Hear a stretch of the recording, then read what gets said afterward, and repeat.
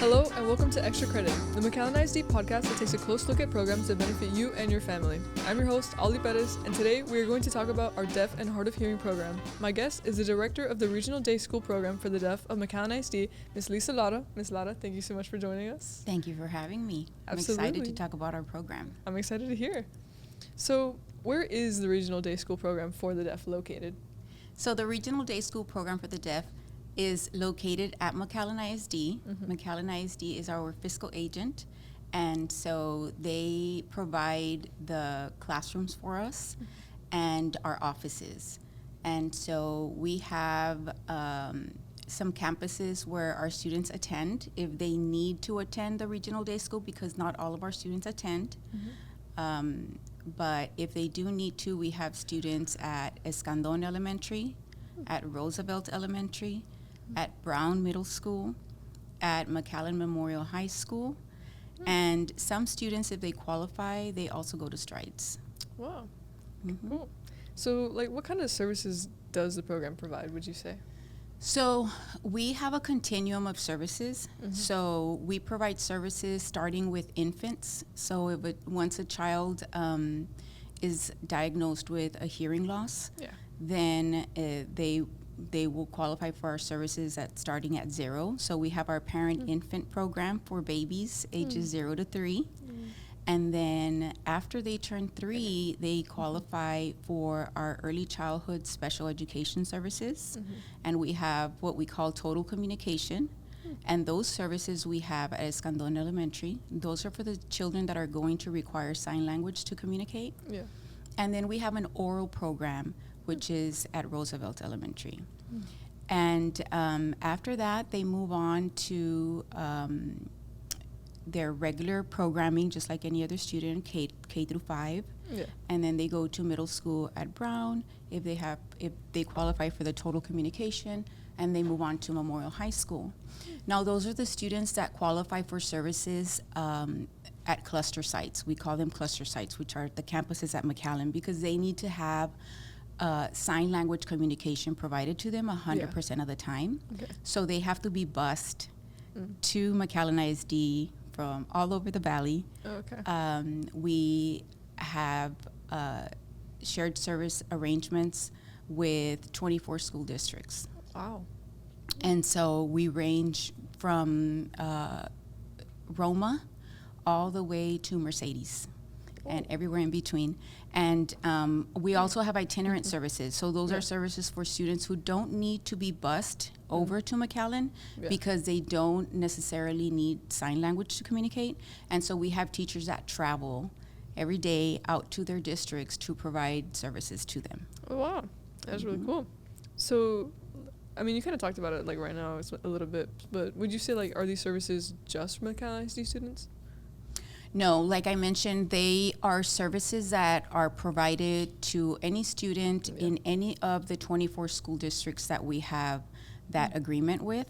And even if we have some, maybe like a charter school, because we do have charter schools that are part of our agreement or contract, and even if they are not part of our contract, they can still send students to us and we work with them. Yeah. And the teachers you send out, are they from McAllen ISD? Or are they just yes. So our students are McAllen ISD, our teachers are McAllen ISD teachers, yes. Oh, okay. So what would you say are the advantages for deaf and hard of hearing children coming to McAllen ISD specifically for their education? I think there's a huge advantage for any student who qualifies for the Regional Day School Program for the Deaf and is actually receiving services through us, because our staff is very specialized. Our teachers are specialized in deaf education. They hold degrees in deaf education, or a related field. They have to study audiology. They have to study deaf culture. They go in depth in their study in language development. And so they know a lot about the unique area, the unique children that they're working with. So I think it's very beneficial for the students to come to our program to ensure that they're getting their needs met. Yeah. So there's a lot of the sort of prerequisites, the teachers or the Yes. It's not just knowing sign language. Yes. There's a lot that comes with deafness. Yeah. There's There's a lot to understand about the needs of the student and how they learn. Yeah. And it takes a very a person that has been through very specialized education to understand how a deaf child learns, so that they can teach them and they can be successful, because it's not just providing sign language. Yeah. There's a lot more that goes into it. Absolutely. So what kind of training would you say your teachers do undergo to work with deaf and hard of hearing children? So, of course, they do have to know sign language. Yeah. There is a state exam that they have to pass to show that their sign language skills are up to par with the educational needs of the students. But they also have to be very aware of the audiological needs of the students. They need to know the different levels of hearing loss and how those levels impact a child's education. Yeah. And they need to know how to work with the different types of devices that the students use, and how to troubleshoot them, how to make sure that the devices are on and that they're working, so that the child can be benefiting from their education. They need to know about deaf culture, because a lot of the child's deafness involves their culture, their family, if they come from a deaf family, and we have to, if they don't come from a deaf family, we have to teach them about deaf culture, so that when they transition into post-secondary, and if they do go to, there's a university, it's called Gallaudet University in Washington, and that is the only university for the deaf. And they are very deaf proud, and they're all about deaf culture, and so we need to make sure that our students are very aware of that. So if they decide to go somewhere where there is a lot of deaf culture, they'll know exactly what they're going to be doing. Yes.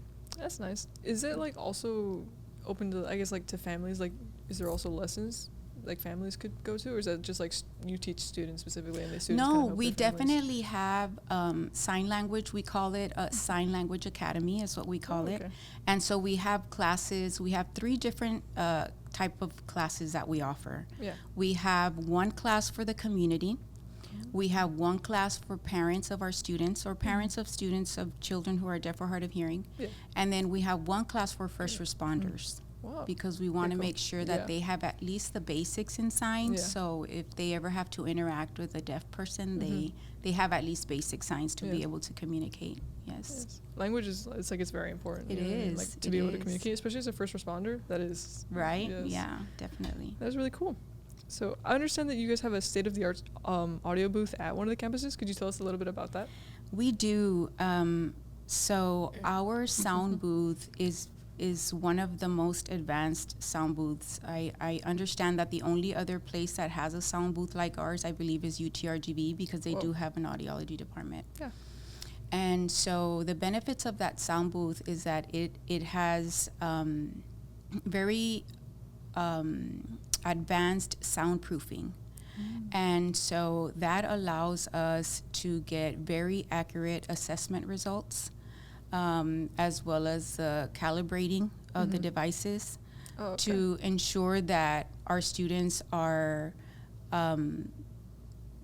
getting the access that they need to their education, that the devices are working correctly, that their assessments are accurate. And the diagnostics also helps our teachers write very tailored individual education plans. So prior to that sound booth, we had a very old one, and it didn't have very good soundproofing. And so our assessments weren't very accurate. And so we're very proud to have that sound booth, and it's made a big difference in the education of our students, for sure. I'm happy to hear that. Yeah. When did that come in? Like, was that recent? It's been, I want to say it's been 3 years. Yeah. Okay, nice. Yeah. So I know you guys like to promote like a sense of family in your program, and each year you have an event you call Deaf World. Could you tell us a little bit about that? Yeah, so Deaf Worlds is just an idea that we came up with because we wanted for our students to have the opportunity to share their experiences with their families, with their peers, with the community, with the hearing community, And, you know, the idea is for people to come in and to experience as much as they can what it's like to be deaf. Yeah. And in turn for them to gain a sense of advocacy and understanding. Yeah. And so when they leave the event, our hope is that they've gained some of that and some education on deaf culture, that they've learned some signs, that, you know, our students were able to interact with their peers. One of the most exciting things also is that's the time that our former students, they've been coming every year, so we haven't seen them since they graduated, and they come and they get to, it's kind of like a little high school reunion for them. So it's really neat, and we do have it every year. We try to have nice themes for our students as well. So this year, we're going to have, the theme is called Sign Language Around the World. Because the sign language is not universal. So like American Sign Language is just what we use in the U.S. And so that'll give us an opportunity to educate the community about that. You know, a lot of people think sign language is universal, and it's not. So we're very excited, looking forward to that. It's actually like kind of like going off of that. It's actually really cool because I know like there's technically like people say that there's like accents people use, like depending on like how local you really get. Is it like your movements or like the way that you might do a specific sign? It's I'm so glad you know that. That is absolutely correct. Yeah, we have different accents in sign, and like if you go to Austin and you're from the Valley, there's a little bit different. Your sign is a little bit different. So yeah, it's very interesting. It's very unique, and I love it. I love deaf education and our deaf community. It's really awesome. I was just thought that like that's really cool. It's really cute like how humans kind of like you know the little local stuff like that. And so like Deaf World, that like happens here in Switzerland? Yes, so it happens in September because September is Deaf Awareness Month, and so we kind of close out the month. It's usually the last Friday of September. Oh, okay. And we've been hosting it at our high schools, gymnasiums, and campuses. Okay. But this year we're thinking about having it in an outdoor pavilion because it's been getting a little crowded, which is good. Yeah. And so I think it's going to be really nice. The weather tends to be really nice in September. And so, really nice. So we're hoping on having it in an outdoor pavilion to have plenty of space. And so more info on all that coming soon. Happy to hear that, guys. Keep an eye out. And so like kind of like with that, where could parents like reach out for more information potentially about the deaf and hard of hearing services? Yeah, so anyone can call our offices at 956-971-4500, and we'll give them all the information that they need. Of course, there's a whole referral process and all that, but we will guide them through all the steps and give them all the information that they need. Okay, well, there you guys have it. We are here to help. Please reach out. That's about all the time that we have. But Ms. Lara, thank you so much for joining us. This was a really pleasant talk. Thank you so much for having me. Absolutely. That's Extra Credit for today. Thank you guys so much for watching.